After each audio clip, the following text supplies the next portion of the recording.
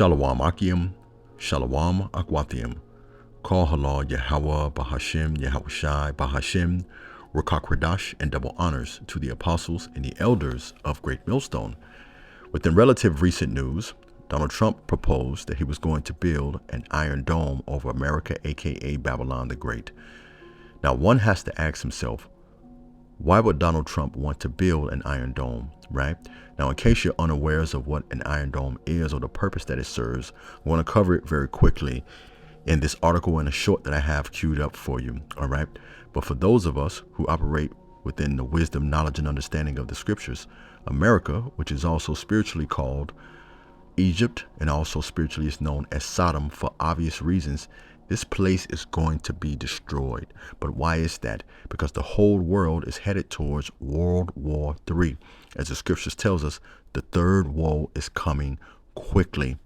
And when Russia and their allies fire off their nuclear missiles, as outlined in Revelation, the 9th chapter, they're going to fire off 200 million nuclear missiles, okay? Now, I want to be clear about something. Should we be of the elect, the Lord is going to come and redeem us before those missiles strike America, Babylon the Great, turning it into a smoldering lake of fire. However, all of this has to occur. Remember, none of these prophecies shall fail. You have to consider we serve a power that it is impossible for him to lie. He is bound by his very word. Now, I'm going to read a portion of this article. I'm going to read 2 paragraphs. Then I have a short I want to tie into this particular video. Then we're going to filter all of this through the scriptures. And I hope through the spirit and the power of Yahweh, Bahashem, Yahushai, it is edifying, right? Now, it tells us this. Trump's Iron Dome for America is ambitious. It also has some serious technology and policy flaws. Continuing on, in his early days in office, President Donald Trump proposed a program to develop and eventually deploy an Iron Dome for America. This proposal is essentially a comprehensive anti-missile and air defense system for the U.S. homeland against future threats of attacks from ballistic, hypersonic, and advanced cruise missiles. Now, in the scriptures, all of these missiles that they just referred to are known as arrows. And you can look this up in your own time. A group of missiles are known as arrows, okay? Even a stolen missile is known as what? A broken arrow too as well. But nevertheless, just wanted to mention that. Let's continue on. As well as other advanced aerial attacks from peer, near peer, and rogue adversaries. What amazes me is America already knows who their enemies are, right? And in these countries that are mentioned here, they're outlined in the scriptures as well. And it reads, Russia, China, North Korea, respectively. To develop this program, President Trump tasked the U.S. defense community with submitting within 60 days, by the end of March, a reference architectural capabilities based requirements and an implementation plan for the next generation missile defense shield. Now, with that being said, let me come out of this here. And of course, YouTube, I want to utilize this short under the Fair Use Act again, fair use. Let's get right into it. I will build an iron dome over our country, a state-of-the-art missile defense shield. But how would that even work? Because while Israel's Iron Dome is praised for being really good at its job, Many rockets, many interceptions. that job is specialized, using radar to detect and, if it deems necessary, destroy incoming rockets, like these sent from Gaza. Israel has 10 of these Iron Dome batteries, each of which is designed to defend 60 square miles. For a country the size of Israel, that goes a long way to cover where many people live. But the US is so much bigger, it would require thousands. More importantly, these focus on relatively basic, short-range projectiles. They likely wouldn't protect against more advanced missiles fired from far away. Those are a much bigger challenge to stop, but one the US has been investing billions of dollars in for decades. Despite Trump saying, We help other countries. We don't do it for ourselves. on a smaller scale, the US does have 2 Iron Dome batteries. They tested one at the US military base in Guam, defending against a hypothetical threat that some fear from China, but announced in the fall that they were releasing these 2 back to Israel. I will build an iron dome. Now let's come out of this, right? Now, does the scriptures talk about America being destroyed by other countries by way of nuclear missiles? Absolutely, right? Now let's start here in the book of Jeremiah, chapter 50, verse 9 on down. Verse 14 is the point, but all of this is a beautiful read. And it reads, "For lo, I will rise and cause to come up against Babylon," which is America, "an assembly of great nations," plural, "from the north country." Now, I know I mentioned Russia from that article a moment ago. Now, is Russia considered a northern country? The answer is an emphatic yes, absolutely.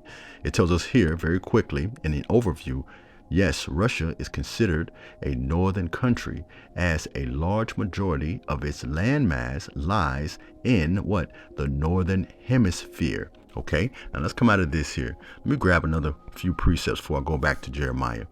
In Isaiah chapter 13, verse 5 through 9, it tells us this: "They come from a far country, from the end of heaven, the Lord, and Lord in all caps is Yahweh, and his weapons of indignation to destroy the whole land." And what are the Lord's weapons of indignation? Those nuclear missiles. Continuing on with verse 6, "Well, for the day of the Lord is at hand. It will come as destruction from the Almighty. Therefore, all hands will be limp, every man's heart will melt, and they will be afraid. Pangs and sorrows will take hold of them. They will be like, pardon me, they will be in pain as a woman in childbirth. They will be amazed at one another. Their faces will be like flames. Behold, the day of the Lord comes, cruel with both wrath and fierce anger, to lay the land desolate, and he will destroy its sinners from it." Now let's come out of this and let's go back to Jeremiah, right? Back to Jeremiah chapter 9, all the way down to verse 14. 14 is the point, but again, this is a phenomenal read, right?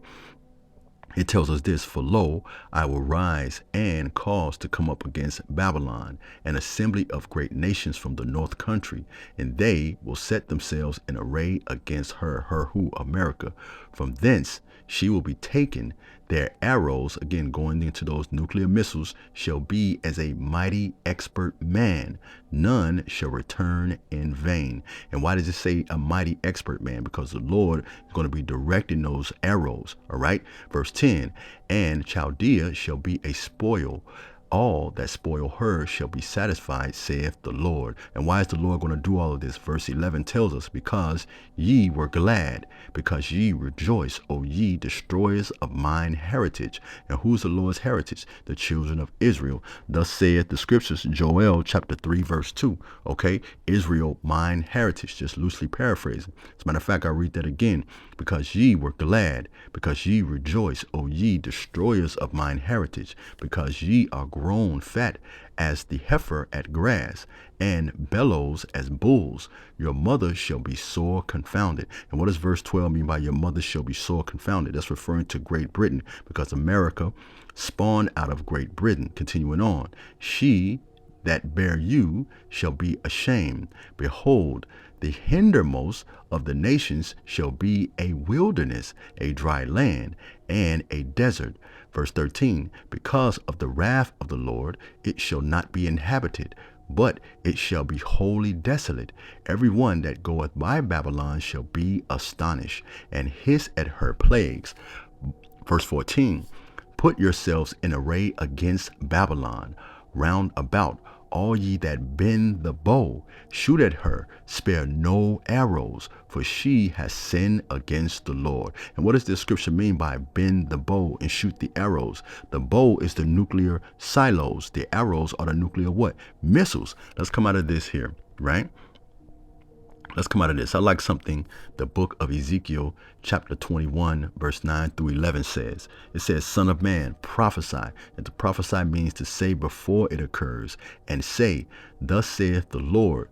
Say, a sword is sharpened, and also polished, sharpened to make a dreadful slaughter, polished to flash like lightning. Should we then make mirth? Should we be rejoicing? Should we be frolicking around, bullshitting around? No. All right. Continuing on.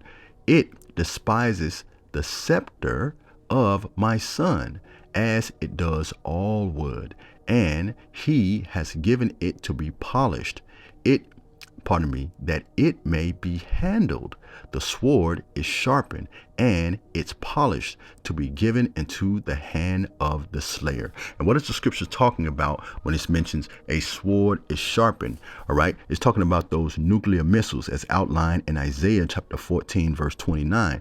These nuclear missiles are referring to as what else? A glittering sword. All right, remember that Yahushua stated that his sword will be bathed in heaven. Let's come out of this here. Right, let's continue on with more prophecies. I like something that's mentioned in the book of Jeremiah chapter 51 verse 1 through 3, and it reads, "Thus saith the Lord, behold, I will rise up against Babylon," again referring to what? America, "and against them that dwell in the midst of them that rise up against me, a destroying wind." What's that? Nuclear destruction.